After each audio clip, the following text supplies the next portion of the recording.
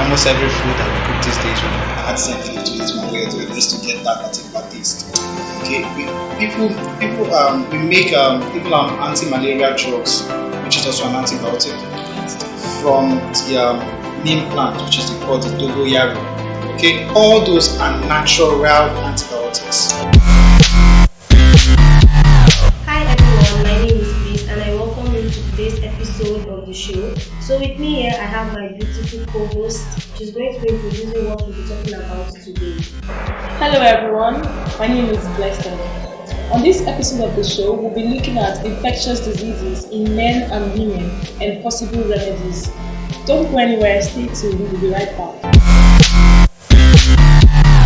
Welcome back to the Bliss Hour, and today with us we have a beautiful and handsome guest. Please do us the honor of introducing yourselves. My name is Destiny, a graduate from the physiology department, and I'm also a singer who did the soloist. That's my stage name.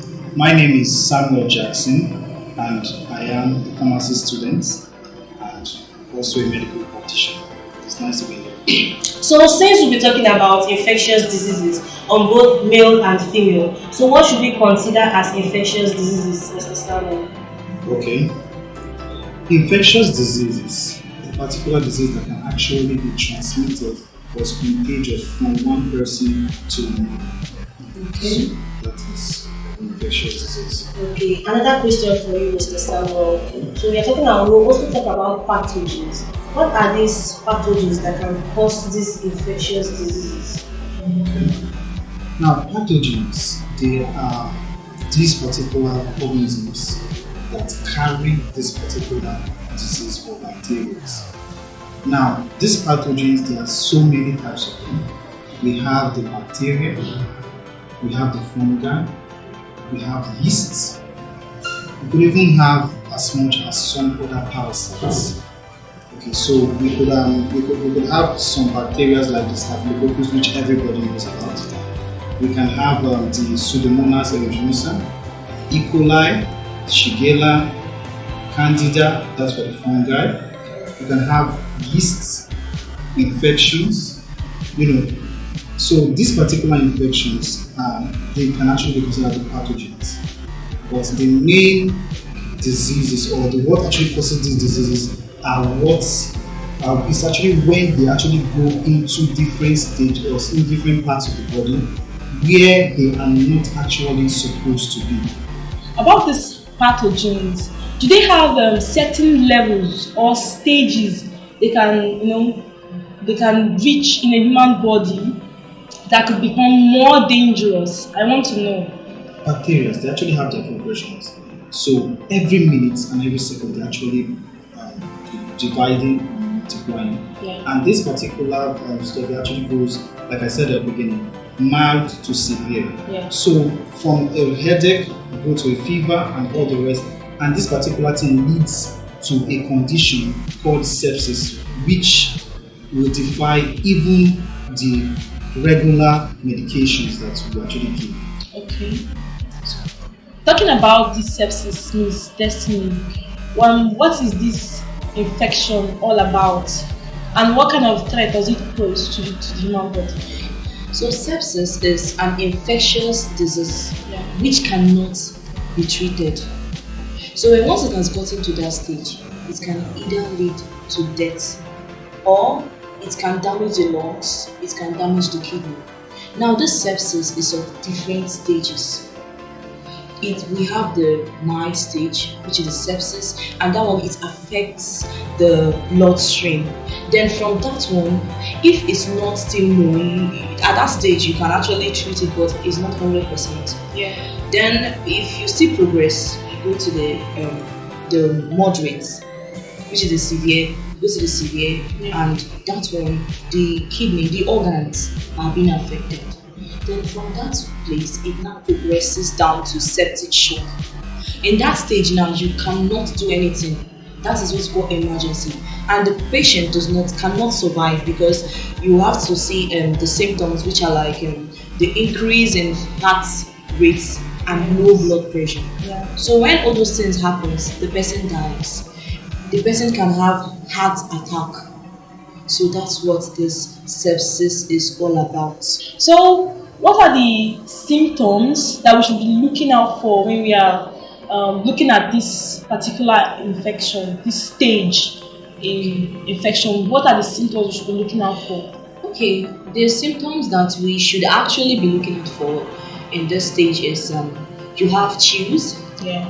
fever, irregular heartbeats, increase of fast heartbeats, and low blood pressure. So those are there are other ones, but these are the major ones you should be looking out for. Thank you very much. Okay, so good luck to you, Mr. Samuel. You mentioned bacteria and other infections is involved in the pathogens aspect. So, what are the types of bacteria and their natural manifestation? Whenever they enter into a particular body system, like I said, normally they are actually everywhere in our body. They are. For example, we have the Staphylococcus epidermis found on the skin. So all part of your body system on the skin like this, you have them all there. Now, when they cause an infection or a disease, it's when they leave this natural environment where they are supposed to be found and get into places. For example, get into the mouth, to the throat, okay? Or maybe you want to give an injection and you did not sanitize or they jam the place that you want to give the injection and you just pierce your needle into it. That particular Staphylococcus epidermis enters into the skin and will cause a cancer because that is not its natural environment. You understand me? There are many. So the natural manifestation of this particular bacteria is that yes, when they get into this particular point, they know they will be killed by the body's defense system. So what do? They either transform themselves to look like the body cells. So when an antibiotic comes in, it will look at it and oh, these are normal cells in the body. So it masks itself, okay? Like mimic the body cells and will not be easily detected by this particular antibiotics. So these are the natural manifestations. There are still more about this. We talked about the Staphylococcus epidermis, so I don't want to be like that. So is it like it's the reaction? Is it like rash on the skin? Like the Staphylococcus epidermis, it helps together with the melanin of the body, helps to prevent the harmful UV radiation, ultraviolet wave radiation from the sun, from getting to our body and actually destroying our body, maybe cracking our skin. But let me say you're giving an injection, intravenous injection, and you don't sanitize or dejam the particular place where you want to give the injection. What happens is that you push this Staphylococcus epidermis from its natural environment on the skin into that particular tissue, and there it becomes virulent, meaning that it becomes it begins to cause an infection. The same way Staphylococcus aureus is also very, very natural around our armpits, okay, and around our public areas. Now, when you actually use maybe Dettol or all these other soaps and you use it to wash, okay, and in the process of trying to destroy all bacteria in that particular environment, it has its own function there. And once you kill them all, or you actually push them from that particular point, maybe down to your leg or down to your chest, one way or the other, what happens next? It begins to become an infection. Okay, and that's actually how infections come. Is it that it's wrong to use those disinfectants? That's what they call it, right? Is it wrong to use them since they have the ability to push them from where they were before to another area of the body?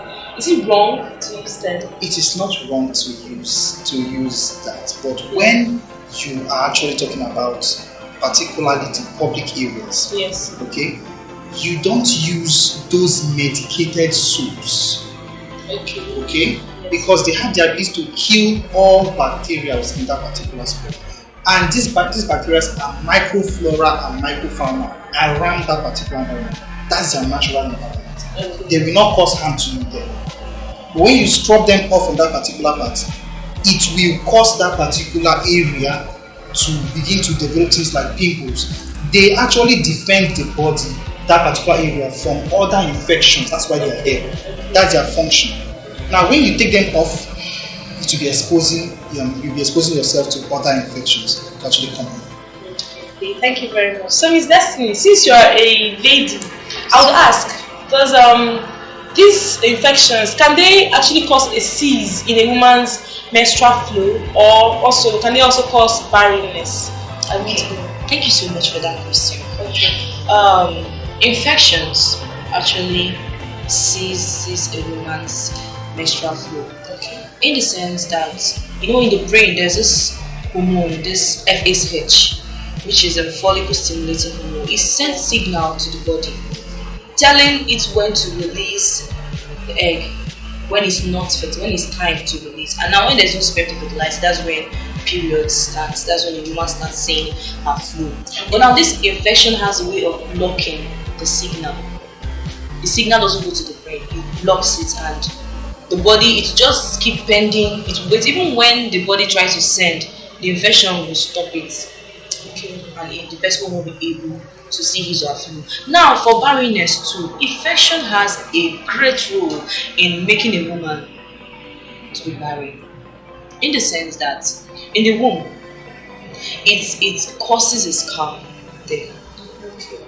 And secondly, even if the woman is having an intercourse, the sperm tries to swim inside, but due to the infection, it swims out. Even when it's still stubborn to go in, it pushes it out, thereby making it slippery. And also, when a woman is having a discharge, if a woman is having an infection and there's a discharge that is sticky, then it's okay. But if it's not sticky, there's a problem. So that's the work of an infection, and that's where it results in PID, pelvic inflammatory disease. So that is the thing that is responsible for barrenness in a woman. Yeah, pelvic inflammatory disease. Alright.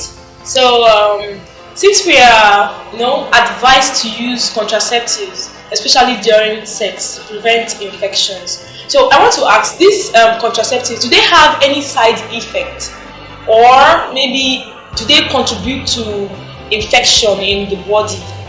One mistake people make is using contraceptive to treat infection and the same preventing it too.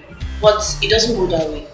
Contraceptive, it's used to prevent pregnancy. Yeah. Now, there's what we call pre-contraceptive and post.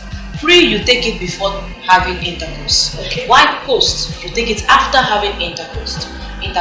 Yeah. So it actually shaves or removes the remaining sperm in the system. Okay. Now, you can't use contraceptives to treat infection.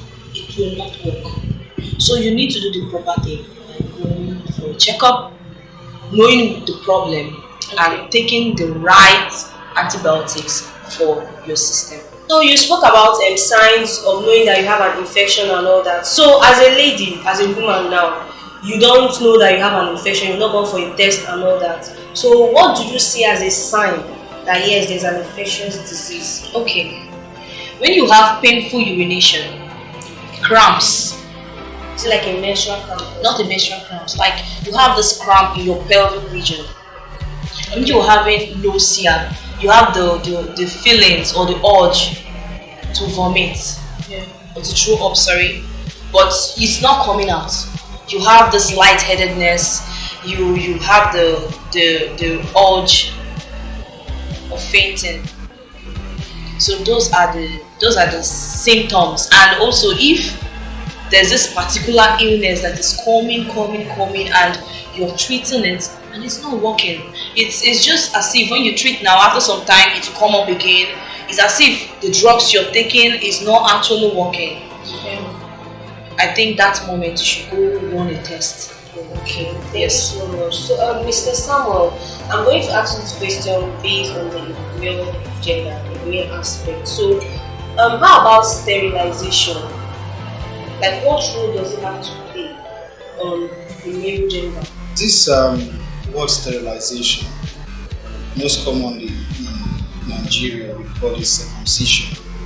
So circumcision is simply trying to actually cut off the foreskin so that you can actually they believe that that particular process is going to help them, okay, curb their sexual desires. But they are very wrong because, okay, you asked me for males. Yes. Okay, now for the males, that particular process causes them to even have lower sexual drive. Okay, it causes them to have low sexual drive, as opposed to the uncircumcised.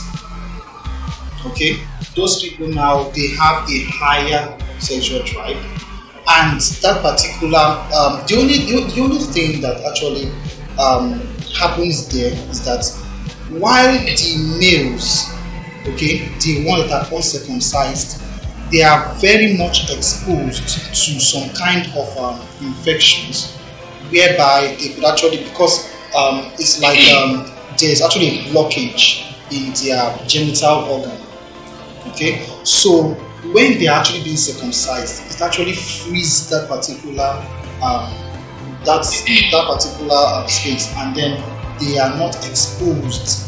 Okay, but then generally that sterilization process is actually just overrated. Okay, so Miss Destiny, how about in the female aspects?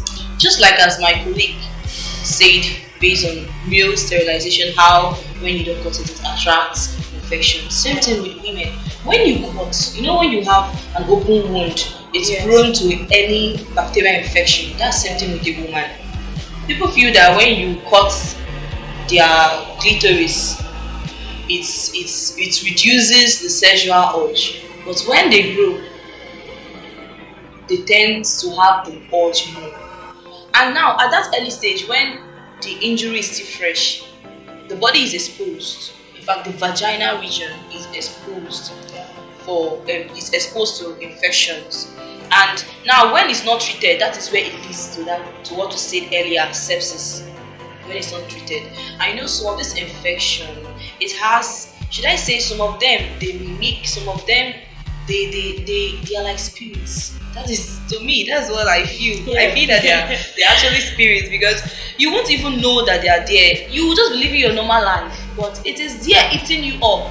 It is either it's when it has gotten to a late stage, that is when you start seeing those symptoms, and it is too late. And so I don't support circumcision in females. Okay, thank you very much, Ms. Destiny. Thank you. So, Mr. Samuel, can you talk elaborately on antibiotics, like natural and synthetic antibiotics? Because most persons prefer to take natural antibiotics for infection because they feel it's much more effective. So I want to talk about this natural and synthetic antibiotics, so we can know how to use them, please. Okay. Yeah. The natural antibiotics we're talking about here it's not so far. It's found in our neighborhoods everywhere. We have them even in our scent leaf that we used to cook at home. Literally, almost every food that we cook these days, we add scent leaf to it one way or the other just to get that particular taste.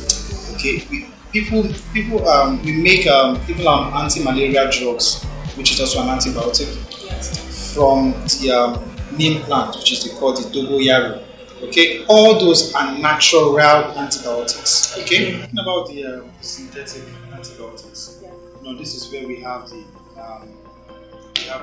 ciprofloxacin, we have the levofloxacin, we have the basic one, the antibiotic, the ampiclox. Now I want to say this: ampiclox, the charm, should not be used as a contraceptive. Please. It is just simply for infections, not to prevent pregnancy. I see many people do that. Okay, so looking at the natural and the synthetic together, like I said, I cannot actually say we should kick off the natural and stick with the synthetic. or kick out the synthetic and stick in the natural. They both have their own place. Okay, so that's it. So these natural antibiotics, do they have dosage? They have dosage. So like I said, they have all these together. Some of their constituents are potent. Potent means a very little dosage will cause a very large effect. For example, folic acid, taken once a day, it's just 2 microgram, micro, so small, okay? While as opposed to paracetamol 500 milligram, so big. So imagine that small is causing an effect. I take it just once a day. So those constituents now are very, very potent, okay? And those the potency of that particular antibiotic now will cause it, like they are all compounded in the same plant, in the natural. Now you squeezing that particular juice and drinking it, you are taking, you don't know the amount of that particular potent drug you are actually taking into your system, which will cause more of the side effects. You understand? You hear about these people that actually make all this at home. Yeah. What do? They will tell you drink it. You're drinking it and it's purging you, and they say it's meant to purge you. You are taking something so potent, so strong, and you're telling it's going to purge you. What if it purges you and you get into diarrhea, and then before the next thing you know, you are stooling out all of your electrolytes in your body, and the next thing you're weak. Okay, so that was a very wonderful one from Mr. Samuel. So, Miss Destiny, I would like you to tell us some health tips for women, concerning this infection of the pain. Okay. I'll actually say 2 things. Thank you so much for the question. Yeah. I want to talk about the preventive and also when you have infection, what you need to do. Yeah. So, first of all, you need to maintain sanity, personal hygiene. Yes. Then the second one is be careful with the kind of water you consume, the food you eat. Before you put any food into your mouth, make sure you wash them very well with your soaps and rinse them and eat. Then the second one is your clothing. Make sure they are neat, because most of the times these bacteria, they get into the clothes, and when you put them on, especially your inner wears, they get into the body. Then also check yourself. Do your proper checkup, if possible, every 3 months. Yeah. Then if you're having a health disturbance, you should go for a test too. Exercise, live a healthy lifestyle, be happy. Even if you have this infection, it's not the end. It doesn't kill you. But just be free. Do not isolate yourself. Seek medical advice and take your drugs. Eat more fruits. And just live healthy. Just live your life. That is my advice for the ladies. Okay, thank you very much. I'll come back to you, Mr. Samuel. So, what would be your own advice to the men? Okay. There's this notion out there that guys are strong. So, being that we are so strong, they are actually the one that even championed the world that they kill Africa. I'm telling you. Exactly. So, but still, for you to actually get out there and actually do hustle, as it's actually said, you need to also be fine mentally, physically, and mentally. So, my advice for the guys, these days, guys are getting into depression. My advice is this: for a female, for a guy, please take more of seafood. Seafood has an effect on the mood. Banana is also good. It has a lot to do. Very, very rich and good for the meal. Now, banana does much more than that. It also keeps infection away from we guys. Okay. Another thing again is drinking plenty of water, because one part that infections actually make the body is through your sweat. Okay, your urine, okay, and other means also. Okay, so once you actually keep this particular thing maintain hygiene, drink plenty of water, eat fruits, you pass them out without even knowing, and those mild infections or skin. So that's my first.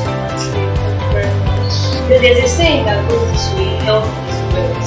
So what do you have to say, like a general advice, apart from infectious disease? So what do you have to say to people that concerning the fact that health is your business? Now, being wealthy does not just mean that you have just money. Okay, your social interaction. So basically, you can even put it health equals to wealth because it goes hand in hand. Alright. So when my advice for people out there is that you don't have to have all the wealth in this life for you to actually commence life. Okay?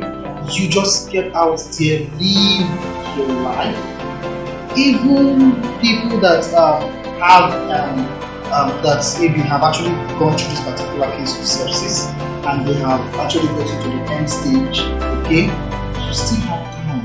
You can still live a meaningful life. Tell people, educate people about what you've gone through, okay, and then you see that you actually lived. Because living is not just about it's not just about yourself alone. It's what you've experienced through your lifetime. You can actually pass it on to someone else, and the person learns from you and becomes better. You are living in that particular person. So that is my advice to you. Get out there, live your life, and just don't live a very boring life. Okay, in addition to what my colleague said, health is wealth. You know that health has to do with your physical, mental, emotional well-being. Now, it's also linked to the kind of food you eat, the lifestyle you portray, exercise, sleep, relaxation. You know that so many persons, they make use of their 24 hours in a day. You don't have the time to take a nap, time to sleep. And at the end of the day, these things disturbs the body. The brain needs to shut down a bit. The hand needs to rest, the leg needs to rest. So when you are healthy and you obey the law of health, which is sunlight, expiration, drinking of water, eating healthy, being happy, and exercising often, you'll be healthy. And you'll also be wealthy. You will not spend much when you're making it. When you're making your money, you will not spend money. But if you do not take care of your health, when you're making your money, you're also spending the money that you're making and you're becoming poor. Sorry about that, but you're becoming poor physically and emotionally because you'll be thinking about the money that you're losing and you're spending on your health. Exactly. So health is wealth. Let's just try our best to actually keep the law of healthy living. Thank you very much. Thank you so much, guys, for coming on today. I must say it was a very educating and interactive session with you guys. Thank you so much. I've learned something. My health is my wealth and it's my top priority. So go out there and live your life, guys. Don't forget to stay tuned and watch us on our YouTube, Instagram, and Facebook account at the Show. I still remain your humble host,